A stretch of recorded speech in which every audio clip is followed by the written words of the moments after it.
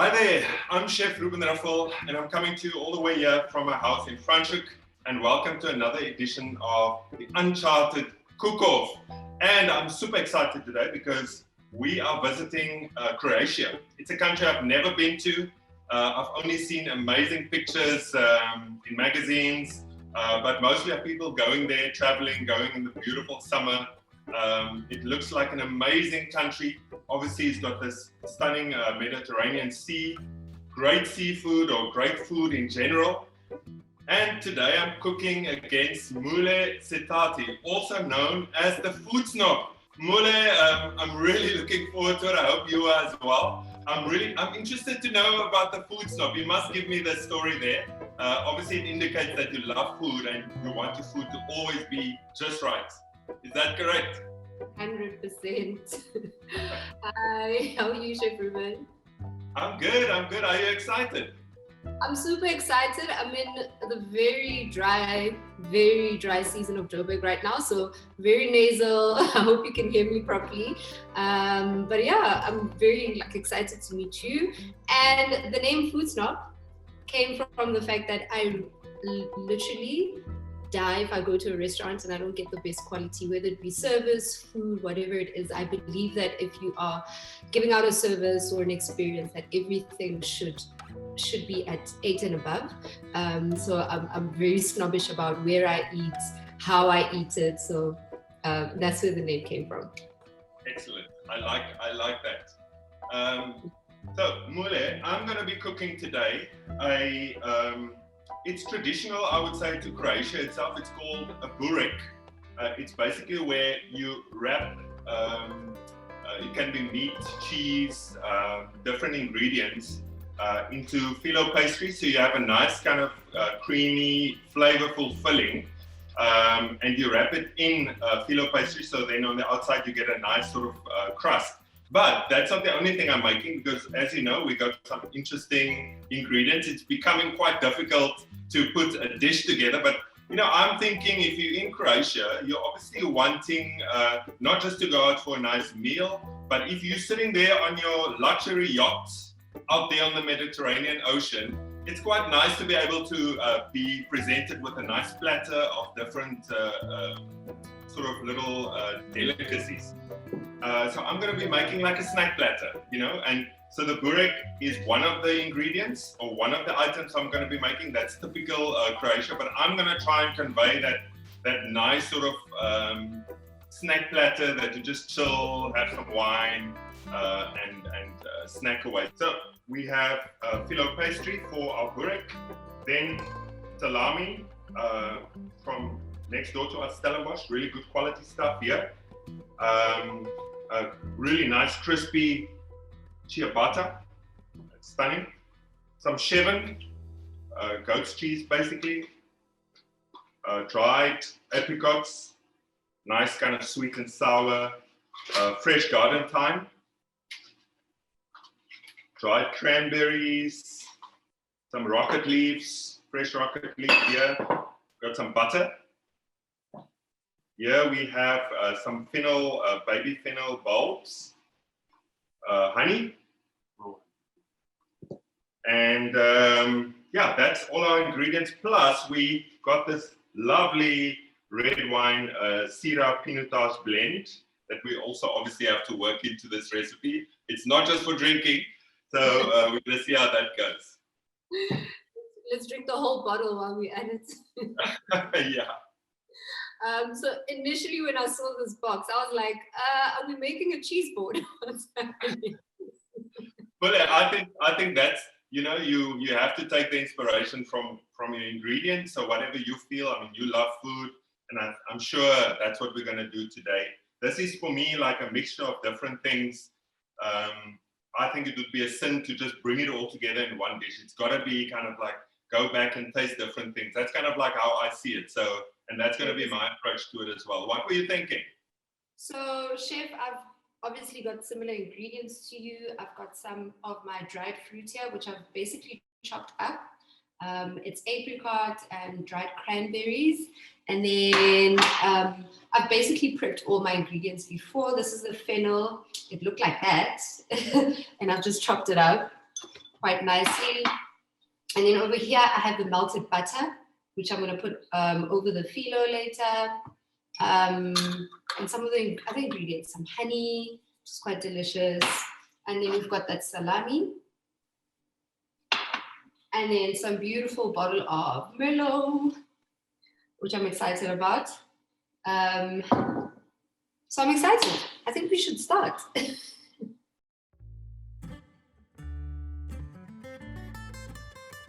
I'm going to, it's not, you can call it pickle, but I want to cook it slightly just to get some other flavor in there. So I'm using the honey and some of the wine just to make a little bit of a kind of a glazed type of sauce. And then I want the fennel to kind of like cook slightly in there just to soften. And that type of flavor goes well with something like salami especially. And I actually want to also do this something similar to the cranberries. And then the apricots, I'm just going to soften using some hot water. Then I'm going to blend up some of the chevin, some of the goat's cheese together with the rocket. And some of them I'll do with the thyme. And then in our little phyllo packets, we'll put in a mixture. I'm going to make a combination of the chevin. So I'll mix that up. Tiny little bit of honey, and then some of this lovely salami. I'm going to slice it up nicely, and then I'll put it together within the little burek, together with some cranberries and some thyme. So that's going to be some nice warm sort of pastries that you can taste together with almost like a ciabatta style slices that you can taste together with some of the goat cheese combination with the fennel and all the other ingredients. That sounds good. I'm going to get going. So I'm going to start by putting some butter on the phyllo just so that it comes out nice and golden. It doesn't flake out completely when it's in the oven. This is actually the first time I think I'm going to have goat's cheese. It's something something I've never really gravitated towards. It is an acquired taste in some cases, you know, it's not everyone that loves it. It is. Even on a cheese board, I think I never really, it's not the first thing I grab when I see, so this is going to be quite interesting. What cheeses do you like mostly? So I like cheeses that, okay, it's not a lot, but if you've got something smoky, you'll tell me what kind of cheeses those are. Any smoky cheeses that taste like meat. Yeah. Those are my favorite. I don't like blue cheese. I really don't. I've tried a million times and I just can't get myself to eat it or finish it. If I do eat it, the smelly situation just doesn't work well with me. And do you like sort of aged cheddars and those type of cheese? I love aged cheddars. Aged more than 12 months. Oh, so delicious. So I think maybe when I'm in Franschhoek sometime, I should call you and you should take me cheese tasting. Maybe I'll change with someone. That's a deal. That's a deal. But now today you're gonna have to teach me a little bit more about Croatia. You know, like what you enjoyed about the country, maybe. Why did you actually eat there a lot? Oh, seafood you mentioned.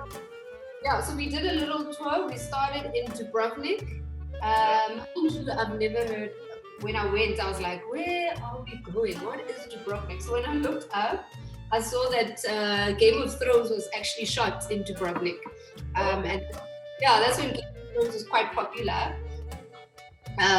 So we started off in Dubrovnik, and as soon as we landed there, it was quite chilly, quite cold, not as hot yet. And the first meal we had at this beautiful restaurant overlooking the place where they shot Game of Thrones, it's like this huge castle, was squid ink risotto.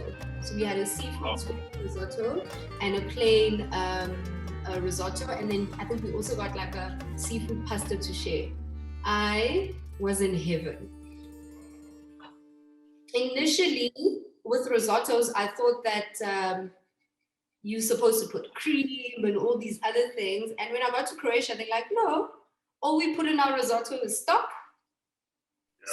we make from scratch, and some butter. Yeah, and I discovered that a lot of the ingredients are quite fresh. And the key to their food being so delicious, that they use fresh ingredients. The seafood is straight like from the ocean, obviously, because they're right there. The butter that they use is cultivated in the mountains, as you can see on the show. Gordon Ramsay was talking about like some of the cows that were there and the goats. The ingredients were so beautiful, so fresh. And then the other thing that I liked was the fisherman's soup, which is quite popular that side. It's basically a seafood fish stock soup, sorry, that's made with just simple stock. And then they've got lobsters and crayfish and mussels in there. Oh, it was to die for. I think at every place, every meal I ate, I was just blown away. So that was quite nice. Oh, that's amazing. I mean, I think that's the cool thing when you travel once again and you experience a country, especially, I always say it, I repeat myself, but especially through the food, you know, because you meet amazing people like that as well. Yes, yes. So if you ever go to Dubrovnik, should be your first stop because that's more historic. You know, you get to see the country, some of the history around it, and then there's Hvar and Split. So Split is more like city lights if you want to go out in the town. You know, yeah, basically it's like Cape Town. Yeah. Going to camps. You preferred more the coastal side. So I preferred Hvar. So Hvar is where all the billionaires stop when they are on a nice Europe tour in the ocean. Beautiful place, beautiful clubs, beautiful beach bars, and the food was also quite good. We had a little restaurant that we found, and this lady would make lamb like from her kitchen, like a nice lamb stew, which, like, you know, I still can't believe the flavors that were in it. I can't wait for you to go, man. From a stew, a simple stew, and it had so much flavor. What are some of the places that you've been to that you actually, that have stuck with you, that you go back to? You know, I'm with you in terms of seafood, and you know, I've been to one of the countries that really was amazing was when I was in Canada and I was on Vancouver on the other side, and the seafood really impressed me, and the kind of the people. It was such an eclectic sort of culture that I really enjoyed. I was there for long enough to just meet so many people, and I went to different countries, different cities there, but also other crazy countries like Kazakhstan. I've been there, and then you also meet sort of simple people, and it's a different sort of vibe. The food is very plain and simple, but still delicious. Okay, so I'm busy just slicing my salami. This is all just sort of prep work. I've also just, you can see my fennel. I've just sort of sliced them thinly, and then they were cooked soft in the honey. And now I'm gonna just slightly dry them, caramelize them more in the oven. This is all sort of leading up to, you know, trying to build more flavor. Then my cranberries, look, they're already kind of sweet, but they've got a bit of acidity as well, which is nice. Okay. We don't want everything to be too sweet. Yes. But I'm just slicing up some of this salami, and then I want to get onto my little bureks. Did you eat any of the like phyllo wrap pastries in? I don't think so. I don't think so. We did a lot of partying, so there wasn't any time to eat a lot of food. We literally woke up maybe around 12, and it was really time to like eat lunch or whatever it was. As I said, like any fish-based dishes were quite popular. The fisherman's soup, fisherman's stews that were there were very, very popular.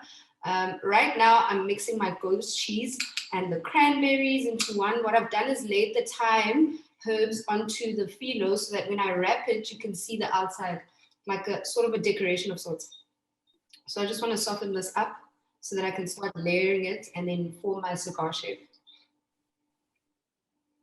So you're doing cranberries and the goat cheese for the cigar shape? Yes, I've mixed the dried apricots, dried cranberries, and then what I'm going to do is take a little bit of honey, about a teaspoon, and just mix it in there. Ooh, yummy. Just mix it in there so that all the ingredients come together quite nicely. Did you see that they actually, I was looking at the fennel, and we actually also got dill. We got fennel bulbs, and the herb they sent us is dill, which is also something I think they use a lot. My dill was cut off. Oh no. Oh, okay. I don't get any of the dill. Maybe they left some in Cape Town. Yeah. I'm rolling up my cigars. Oh, you must show. I can't see them. Can you not see them? Look at how beautiful they look. Oh, can you see that? Oh, lovely. Oh, nice. Okay. So I'm just going to roll them up and then get them ready to go into the air fryer. How do you feel about air fryers? Yeah, listen. People ask me that question a lot. I get it a lot, eh? All I always say is, I don't mind what people use. It's about cooking. If they love cooking and they use certain pieces of equipment that make their life a bit easier, why not? And I'm a gadget guy. I love gadgets myself, so I think it's actually quite good because a lot of people enjoy using it. I've got my cigars here, and I'm going to put them into the air fryer.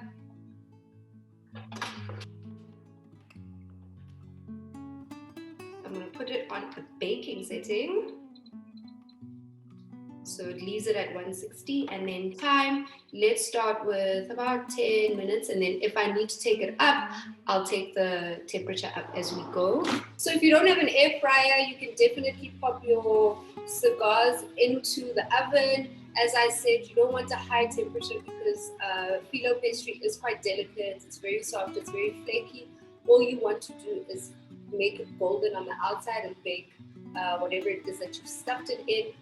So I'd preheat my oven before, preheat it at 180, make sure that oven is nice and hot, and then as you pop in your phyllo cigars into the oven on a baking setting, you can take the temperature down to about 150, 160 and monitor the phyllo pastries until you're comfortable with the golden glaze on the outside, and also just monitor that the goat's cheese inside is melting quite nicely. So I've just added some of the red wine together with the honey.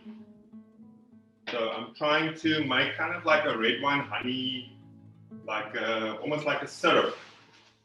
That I'm also going to use once our goat cheese, the burek comes out of the oven with the salami, goat's cheese, and then we're sort of like going to drizzle and serve that together with it, with some of this rocket. And then now I'm going to blend up some of the rest of the shebang, and I'm going to flavor it with, some of our thyme, the cranberries, and I'm going to sort of like do different ones so you can taste every time when you have a little bite of the bruschetta, you can taste it. And there I've got some of the fennel that I've just sliced, and I cooked it slightly in the honey, and then it went into the oven, so it crisped up a little bit. And then I added some of the dill and that mixture of the fennel fronds into it. So we'll decorate. It'll add obviously a lot of flavor. And fennel and salami actually goes well together, especially if you just use normal fennel seeds. So that's going to go well together. So the saltiness and the sweetness, good combination. Okay, I'm going to start preparing my salads. I'm going to start layering everything. Make sure you've washed your greens. We've got some rockets here. We've got the fennel. I'm going to start with the goat's cheese balls. So I've got some goat's cheese at room temperature, so I can roll them nicely into balls. So I'm going to start with that. Okay. Now I need to get some of my bread out. Yeah, I'm just seasoning my goat's cheese for my balls. Okay, my cigars are done. Love it. I'm going to put them on a paper towel so they can absorb all of that oil, some of that butter. Stick it in here. Oh, beautiful. My cigars are done. Do you want to see them? Let me see. Oh, lovely. Stunning. Nice color. Thank you. Okay, Mmule, so, we received the salami, we got the fennel, the phyllo pastry, the goat's cheese, really interesting ingredients, things that luckily you've been to Croatia, I haven't been, but I really initially struggled to think, how am I going to put this together? But I came up with a little bit of, this crostinis, different sort of flavor variations, together with the salami, the goat's cheese. I've crisped up some of the fennel and the rocket. The idea is to, kind of a platter, just something easy when you sit out there on your yacht in Croatia somewhere, and you're just tasting together with your wine. And then I've got these bureks that's filled with a salami and a goat cheese, some herbs, and then also that red wine that I mixed with the honey to make kind of like that syrup that I cooked down. So this is my plate. Mmule, tell us about yours, please. Well done, well done. So I've got this beautiful, guys, look, I'm outside now. I'm imagining that I'm already in Croatia having a glass of wine with Chef Ruben. Cheers to you.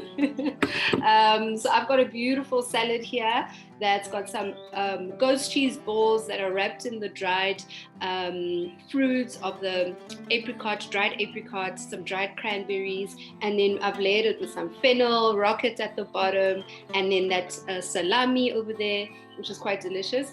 And then what I've done is also made a beautiful red wine vinaigrette with red wine, honey, fennel, and black pepper, some salt, and some olive oil, which I'm going to add to my salad. So here we go.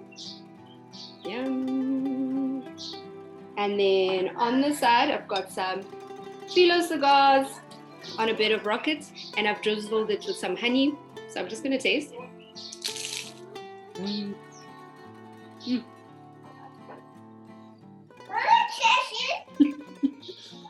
That's quite good. Now I'm going to taste the salad.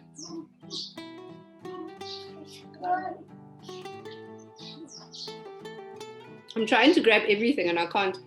There's a lot going on. You're missing out, Chef. I am. I can see, I'm celebrating. Yeah.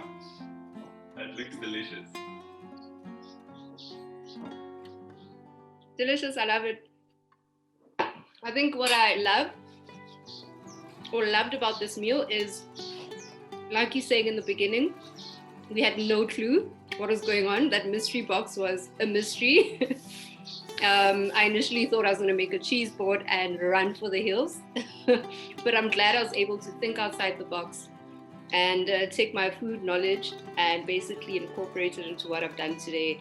Something very easy, something very simple, but also just using techniques and using those different ingredients to form beautiful techniques in food. So thank you for that. I love today.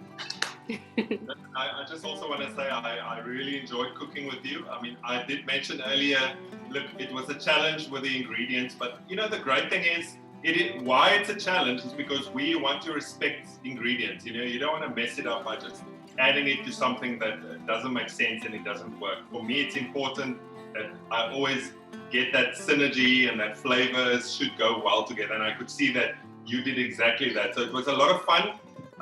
Looking forward to seeing you down in the Cape sometime, hopefully in December if everything goes well. I want to know a little bit more about Croatia before I go, and I need some tips from you. So looking forward to that. Definitely. And what do you rate me out of 10? Well, just because I can only see it, so I'm just going to go on what I can see and your reaction to it. So you are pretty close to, I'll definitely say a 9 out of 10. How's that? I'll take that.